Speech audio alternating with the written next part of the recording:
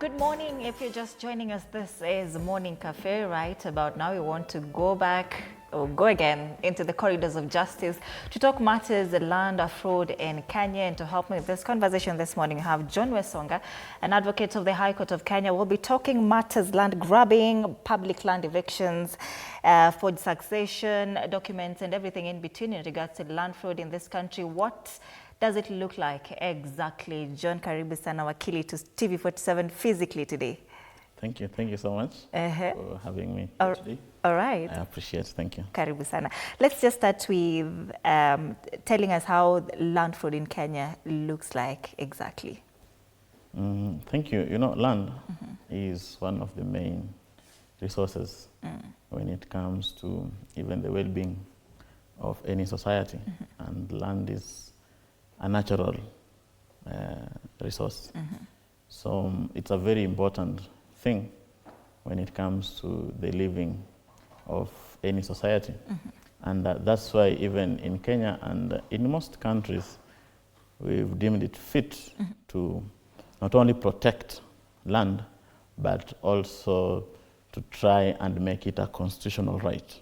So it is not only just a legal issue, but it is also an emotional issue and also about a lively issue. So when it's all about the living, it is not just about the living of people, but also something that is very important when it comes to the life of people.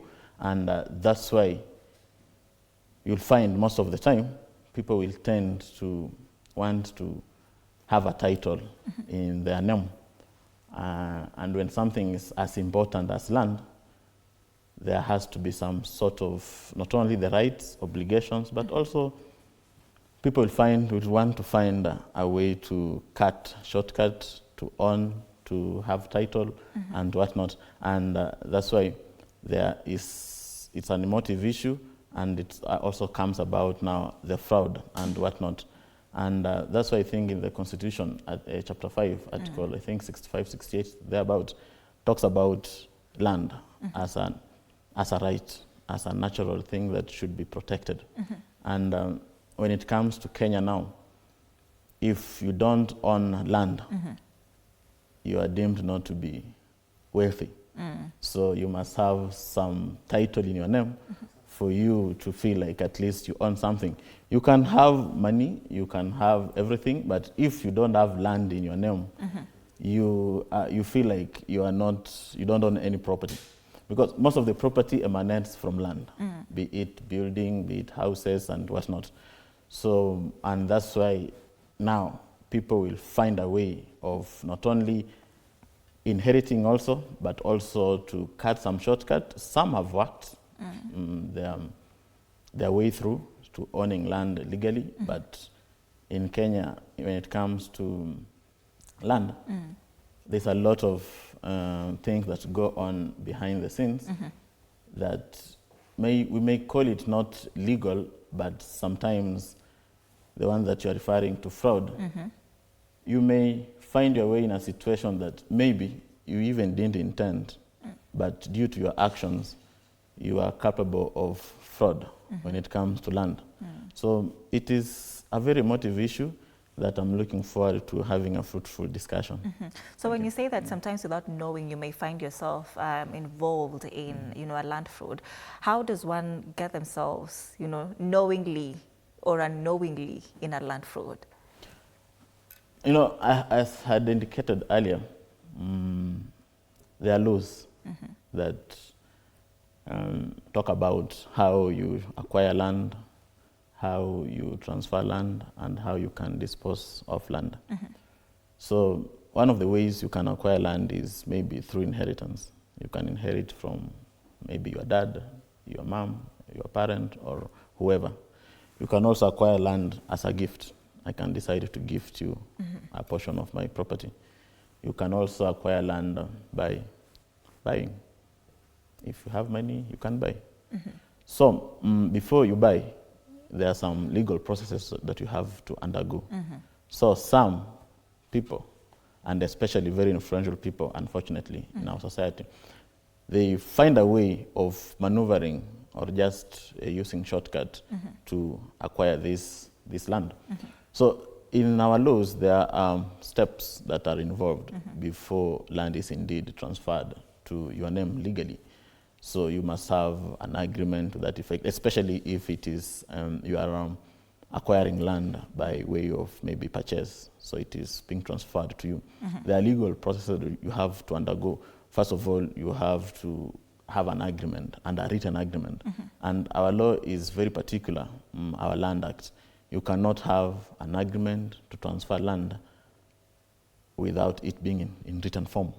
So you cannot just agree verbally that you are going to transfer this piece of land to you without it being in written form. So you have to reduce everything in writing.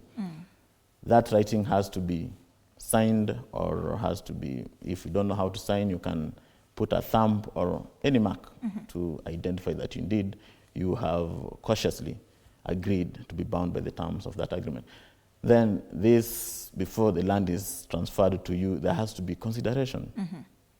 Consideration can be in form of money, can be a gift or whatnot, but has to be a consideration in that process. Afterwards, it is your duty as the person purchasing the land to make sure that whoever you are buying this land from, indeed they have good title to transfer the land to you. After that, there are forms to be filled, and these forms have to be witnessed by an advocate of the High Court of Kenya, or a magistrate, or a commissioner for oaths, for that matter. So if, for example, you don't follow all these processes in one or the other, you might find your way that you've not checked all the legal processes to acquire the good title in that piece of land. In your good faith, maybe you didn't intend. For example, for you to transfer land as the one, we call them the vendor, the one now selling this piece of land, you must have your spousal consent. If you are above 18, you know, our laws, we presume that anyone who is above 18 is ideally or is married. So if you're not married, you have to confirm that indeed you are not married, and you can swear an affidavit to that effect. So if me, as the one buying the land from you, I fail to maybe check whether you've presented your spousal consent or an affidavit to that effect, if your spouse comes later and they say, you know what, this piece of land was transferred without my consent, you know that that transaction is null and void. It has no legal effect. If, for example, you fail to witness the statement, that transaction is null and void. It has no legal effect. If, for example, I fail to pay stamp duty, you know, stamp duty is a legal requirement for any legal document. And given that land forms a legal document, for them to be given the force of law, you have to pay stamp duty to that effect. If you fail to pay stamp duty, that transaction is null and void. So I may not intend to engage in maybe fraud, but because I've failed to check a legal box somewhere, by the end of the day, that transaction is considered as a fraud as far as land is concerned. Because indeed, you've paid the consideration, you've ticked all the legal boxes, you've done the searches, and you are sure that indeed this piece of land belongs to so and so. In fact, the one you're buying from, indeed they own the piece of land legally. But you fail to get, for example, an LCB consent. LCB is the Land Control Board consent. These are the boards that are charged. In each and every district, there are boards that are charged with giving consent as far as subdivision, transfer, or a change of user of any land is concerned. So if you fail to acquire the consent, then that transaction is considered null and void. And for it to be considered null and void, someone has to go to court. And you get now, there may be some other nitty-gritty that will come into force later, that just because you failed to maybe either get sound legal advice, or you maybe presumed something, or due to your assumption, you thought you know so much that you don't need to do this or that. So we hear a lot about, land cartels. Who are these people? Are they just mere, brokers, or how would you say, a land cartel is? given that I had earlier indicated that land is a very important resource, especially in Kenya, even right now, its importance comes with the other side of its being very, very emotive. And therefore, most people will come together to make sure that at least they have, in Kenya we call it the kickbacks here and there. So when you talk about land cartels in the land general sense of being, for you to get good title, you have to go to the land registries. Land registries have to sign off any transaction as far as land is concerned. And in the land registry, there are people that are there, professionals. To that effect, land registrar should be an advocate of the High Court of Kenya for you to qualify to be a land registrar. And there are other people who are involved in, there are so many documents that you have to prepare. The documentation involved. The stamp duty has to be valued by the government valuer. You have to get this consent from the LCB consent. You have to get all this documentation. And to that effect, there are people who, like, as I said earlier, to go shortcut about it. So there are some people somewhere in the registries that have maybe knowingly or unknowingly, but sometimes they knowingly. When you go there, they tell you, if you want this consent, for example, the normal consent will take at least 30 days to be out. But if you give me 20,000 right now, I'm going to give you this consent right now. So you'll find that people from different government agencies and offices, they have come together and they have put their point persons in each and every office to maybe do the shortcuts, and by the end of the day, yes, you will get the recommendation faster, but there are some legal loopholes that will be left. And by the end of the day, now these people, if for lack of better word, you can call them a cartel or a cabal or just a cahoot of people that most of the time, they make it seem easier to do transactions in land. But by the end of the day, you will have to incur maybe more costs, or even find yourself in legal problems, especially if you're dealing with land that, for example, that is due for succession. So if someone dies and they have these properties that they've left behind, you cannot purport to either sell or even transfer or even gift that property without having the authorities of the court. So you have, first of all, to get the letters of administration. That letter of administration has to be confirmed by the courts. So some people tend to overshadow or to not tick that box, whereby you find going to court takes much longer time, not less than 6 months, because for the letter of administration to be confirmed, it has to say at least 6 months. So if someone dies yesterday, and you feel like they have this property that you want to transfer faster. There are people who have placed themselves. They can even forge that letter of administration, and by the end of the day, you get good title, and then the land is transferred to your name. But afterwards, you might find yourself in trouble, because for you to purport to transfer or to deal with the property that belongs to a deceased person without the authority from court, it is deemed as intermeddling, and it's a criminal offense. Yes.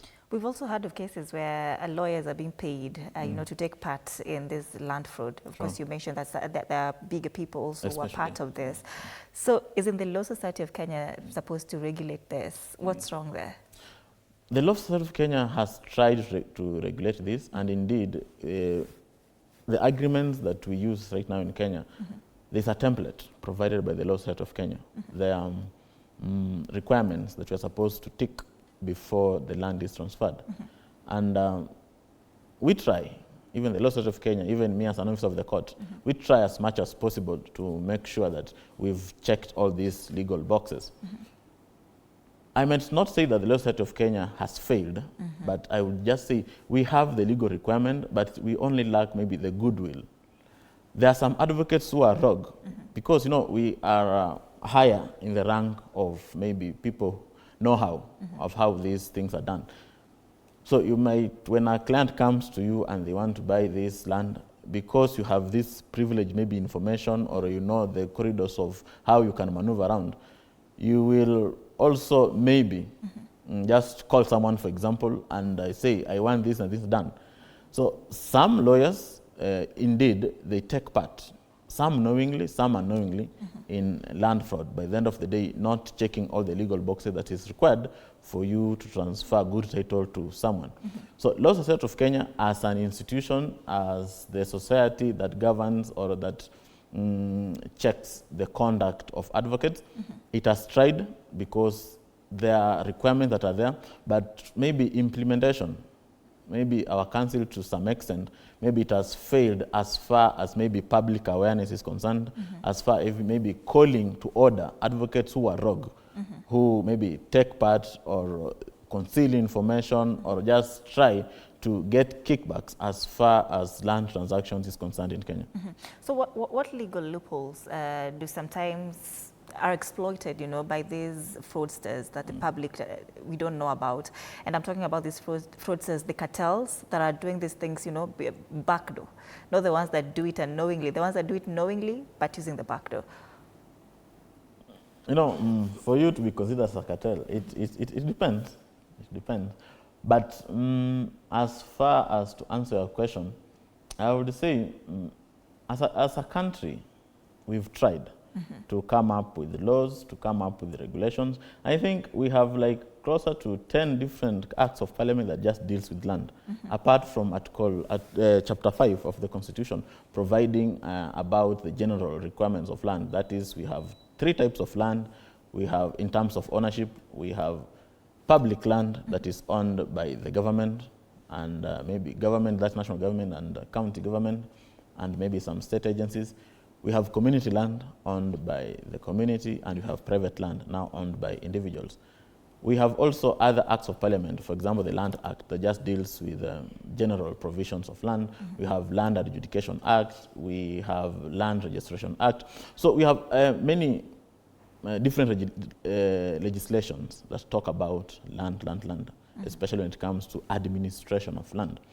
So some, for example, cartels or even some government officials find a loophole as far as you'll find one like conflicting provisions that talk about the same thing but using different requirements. So you'll find, for example, in the Land Act, for you to transfer land, you need this, this, and this.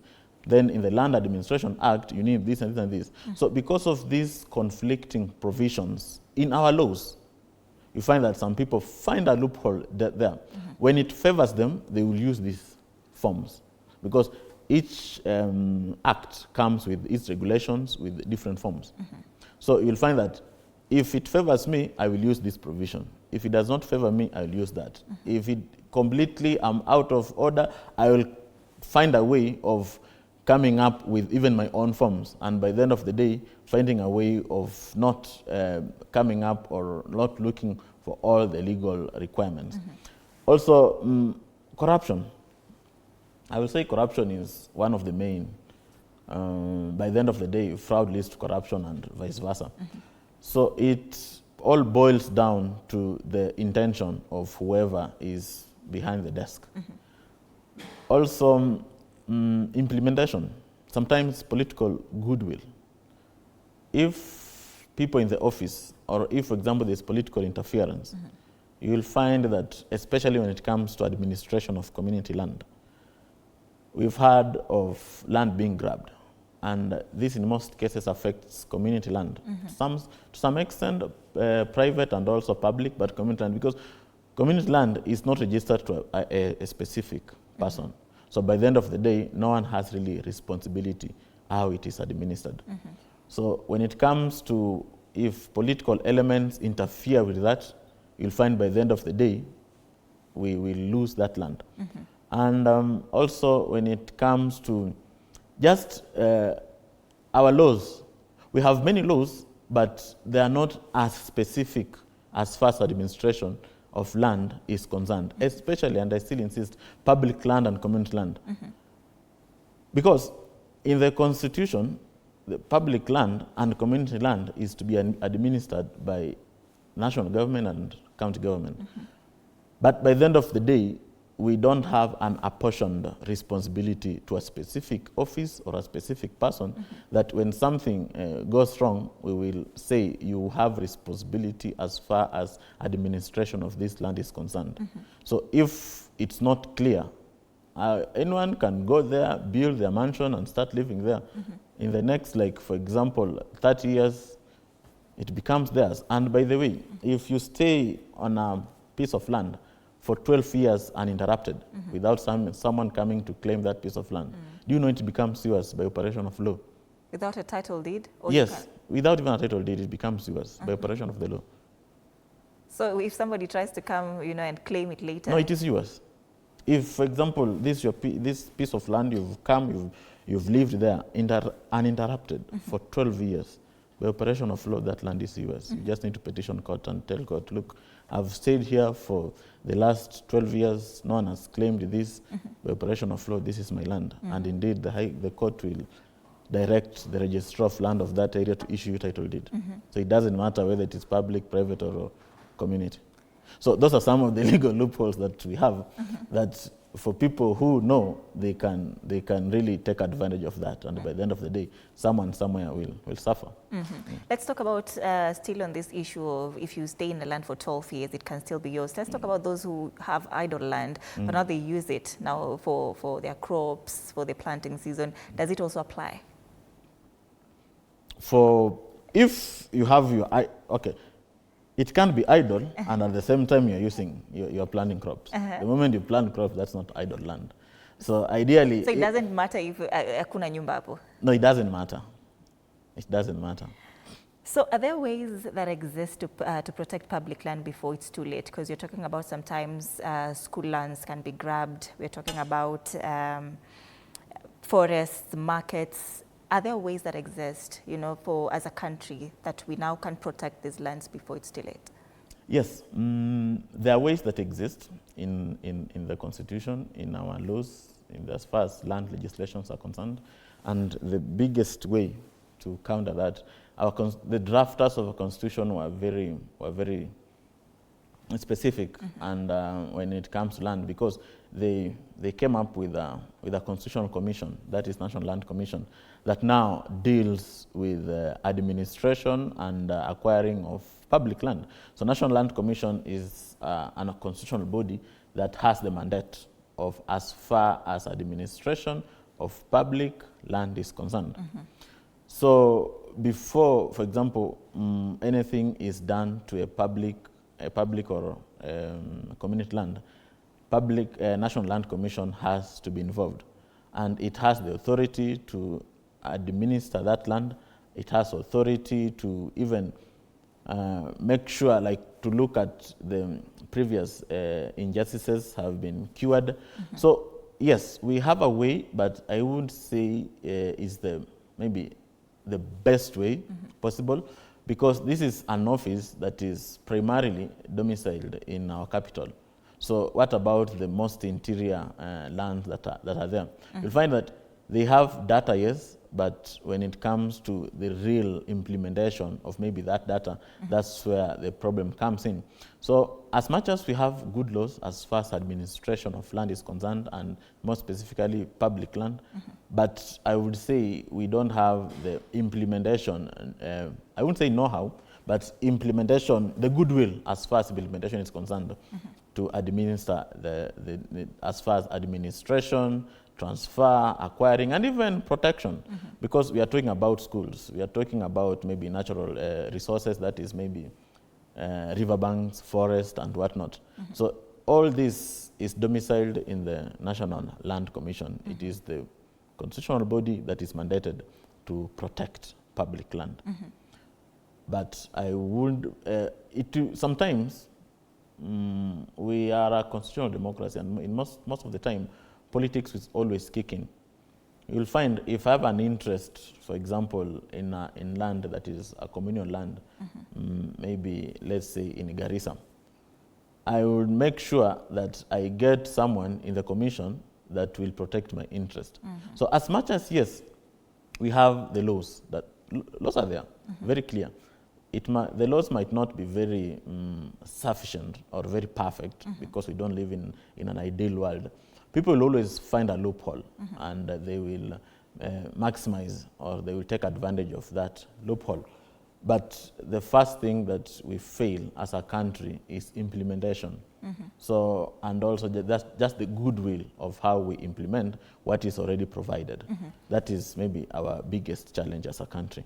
So what's the role of county governments in all this? Are they helping or worsening the situation? If you talk about this governing body is just domiciled in the capital city, then what's the role of county governments in helping deal with land fraud? Land, as we started this conversation, I said it's a very emotive issue, and it's a very important aspect of livelihood. I think either by design or maybe not by design, we have two governments or levels of government. That is national government and county government. These governments, by law, they are very distinct from each other. They have their own ways of doing things and they have their own laws. So the national government will come up with laws that affect the whole country. But the county government operates within their corners of their county. They can also come up with laws that affect the same maybe land. So if a community land is found within a certain county, you'll find that the national government will have laws that affect that community land as far as the country is concerned. But also the county government has its own laws that also affect the same piece of land. So you'll find like one piece of land is being administered by two different governments. And each of these governments has its own right as a matter of right. For example, in Nairobi, the land rates are paid to the county government, and land rents are paid to the national government for purposes of administration, right? But by the end of the day, how well is administration done as far as that same piece of land is concerned? So because of this sometimes conflict, you will find many loopholes coming into play, and I feel as far as land is concerned, we made a mistake as a country maybe by allowing maybe even county government to come into play as far as administration of land is concerned. Because this is the same land being affected by two different governments, and as a matter of law, as a matter of right. So you, as for example, the beneficiary or the proprietor of this piece of land, you will end up having in legal problems, not because you want, not because by design, but just because of the law.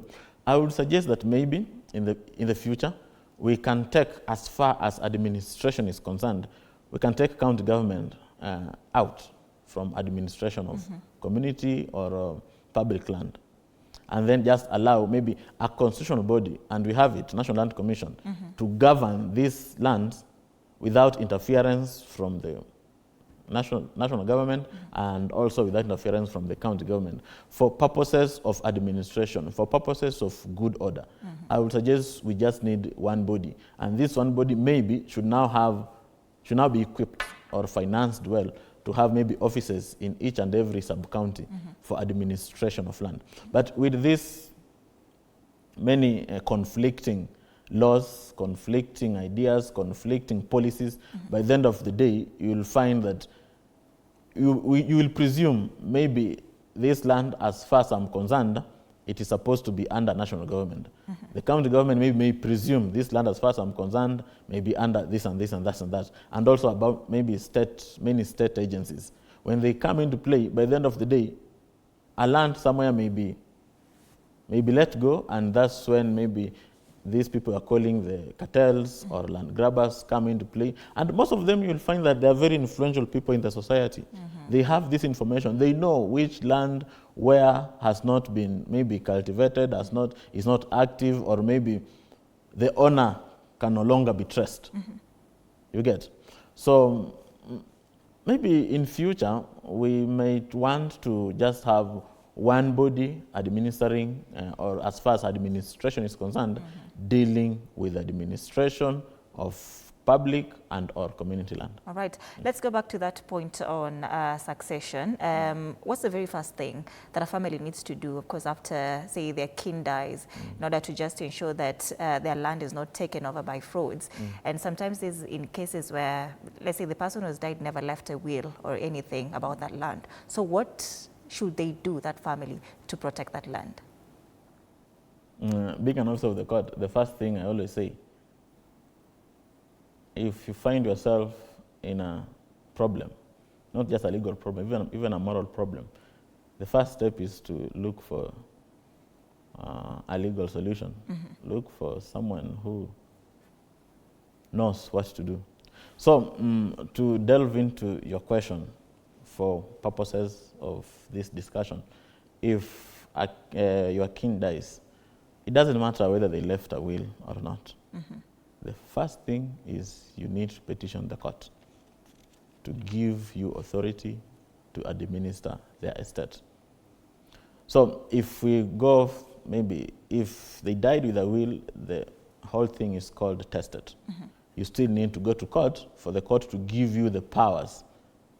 Maybe you are a named executor in that will, to give you the powers to administer the estate. If they died without a will, you still need to go to court. It is called intestate, to petition the court. So there are forms that are required or that you are supposed to fill. So the first thing I would say, you need to visit the nearest advocate's offices to get sound legal advice and what forms to be filled. Because if you approach the court using different forms or wrong forms, the court will have no recourse with you. They will just throw away your case. So in practice, even though it's not a legal requirement, in practice, the first thing you need is to get the letter of authorization from your local administrator, either the sub-chief or the chief. So this letter will indeed confirm that the deceased died in their area of jurisdiction. This letter will list the beneficiaries of the deceased, and this letter will list the properties of the deceased. So after you acquired that letter, and remember I said it is not a legal requirement, it is just practice for purposes of administration. After you get that letter, you need to get the death certificate. And before you even get the death certificate, you have to get the burial permit. So the burial permit will inform getting of the death certificate. So basically, you need to consolidate these documents. After you've consolidated all the documents, you also need to get copies of the title. If you can't access the original titles, copies of the titles that, as far as land is concerned, copies of the title. You also need to do search as the first due diligence, just to confirm that indeed this piece of land is registered in the deceased name.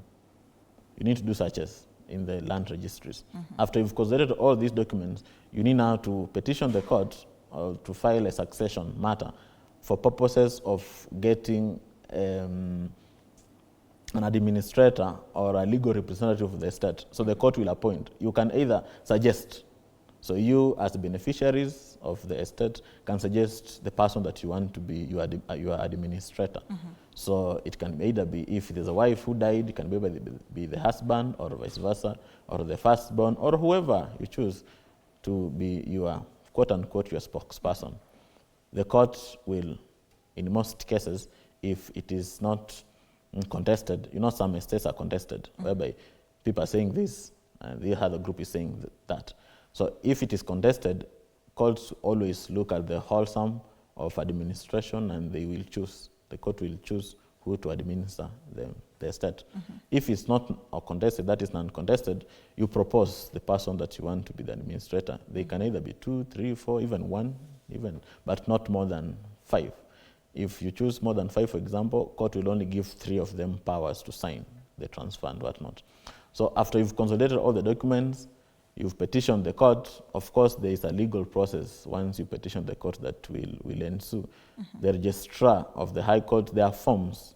One of the forms is Form 41. It's called Grant of Letters of Administration. And before that is even issued, there is a form that is supposed to go to the Gazette to be published for at least 30 days, just saying that so-and-so died in certain area, so-and-so has petitioned this honorable court for issuance of a grant of letter of administration. If you have any objection, you need to come forward within 30 days. Failure to do so, we will go ahead and issue the grant to this person. So if someone has an issue, they will file an objection as far as issuance of grant is concerned. If there is no one that will come forward, the court will go ahead and issue the grant. This grant only gives the person named in that grant powers to collect the assets of the deceased person, but not to transfer or not to sell or not to do anything with it. Within 6 months after you've collected all the assets, you now again petition the court to confirm that grant. So the court will issue grant a confirmed certificate of grant. Now this certificate of grant now will list the beneficiaries and what they are entitled. You can ask the court as an estate, beneficiaries or people entitled to the estate, you can talk outside and agree who to get what, and then ask the court, we've decided so-and-so will get this, so-and-so will get this, and that, and that, and that. But if you can't agree, the court will go ahead and divide that estate as far as the law is concerned. So if the person died intestate, there is a provision that lists who comes before whom. And in most cases are people who are related by blood to the deceased. So if you're not related by blood, you are not entitled to the estate. So the first person in most cases is the children, then the spouse, then maybe parents, then maybe cousins, maybe aunties, and so on and so forth. So people who are related to the deceased by blood are the ones entitled to the estate of the deceased. So after the certificate has been confirmed, and remember this has to come after 6 months. So after the certificate has been confirmed and now the list has been drawn, then you get that certificate and it will form part and parcel of the documents required to now transfer this land to the beneficiaries. And only then the beneficiaries will be able now, whether they want to sell, whether they want to own it as their own, as far as that transaction is concerned. It is a tedious process, it's a long process, it consumes time, it requires a lot of energy and whatnot, and there are a lot of forms to be filled because in law there are some form LR 32, 39, 42, 40. There are like 1 to close to 200 different forms that requires different aspects. So it's a long process that you only need a legal mind to help you to maneuver, because if you fail to tick a certain box, the whole process becomes quote-unquote null and void. It will not be enforceable in law. And it's also believed that rich people usually have their way easier in these land cases because, of course, they can afford good lawyers. But what can be done, of course, to level the playing field for ordinary Kenyans who are caught, in between these land disputes? I don't believe there are good lawyers and bad lawyers. A lawyer is a lawyer. But you know what I mean. I understand. Yes, I understand. But for the benefit of your viewers, I don't think if there is a good lawyer and a bad lawyer. It all depends with the personality of a person. Before you become a lawyer, you are a human being. Some ordinary Kenyans cannot afford lawyers. True. To that extent, I agree with you. And therefore, if you can't afford a lawyer, we have, even myself, I have close to 40% of my files are pro bono files, the files that I do for free for people.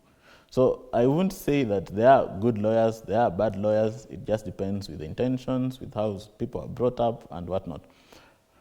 What we need to do is maybe public awareness. You don't need money, for example, to quote-unquote afford a lawyer. You just need to walk into their offices and explain your situation. So this aspect of, because I don't have money, I can't afford this or I can't afford that. Even LSK, sometimes they do legal awareness. There's a month that we all just dedicate ourselves to doing to give free legal advice. What you just need is the information and the right information. So, and you don't need money to get this information. So I agree with you as far as your statement is concerned that rich people, and to the extent of rich people, it is subjective. Who is a rich person? Is it the person who has a lot of money? Is it this person who has a lot of assets? Is it this person who has no problems? Because by the end of the day, richness depends with liabilities and assets. I might have a lot of money in terms of liquidity, but I have a lot of liabilities. Am I rich? It depends. So it's all about information. Once you get the information, it doesn't matter whether you have money or not, whether you are poor, you are rich, or you are middle class. Once you get the information, the way I have put out this information for the benefit of your viewers, the kind of documents that you need, because most of these documents, quote unquote, are free. For you to get, for example, the chief's letter outlining the assets and the liabilities and the beneficiaries, you just need to walk to the chief's office and they'll do this for free.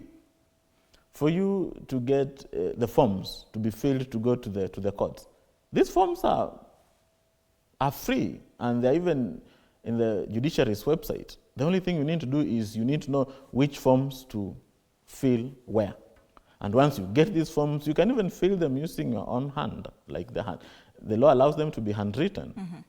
So it's all about information. Once you get the information, once you are made aware, you don't need money. Maybe the money that you need, maybe if the offices are far away, you need maybe transport. But ideally, you don't need money. But I understand we are in a capital state, and in most cases, you need money or you need whatever to maneuver around these offices. But if, for example, we start by just having good intentions, especially in our public offices, and to this effect is the people who works in the land registries. If there's a goodwill, if someone comes and they don't have information, you give them information and the correct information. I think you really, really, really don't need money. But yeah, if I have money and you don't, I'll have an upper hand. And that's the sad state of affair, which we need to counter. Lastly, as we wind up this conversation, what's one mistake that you see people make that most of the time cost them their land? That one big mistake, I think I have mentioned it before. People will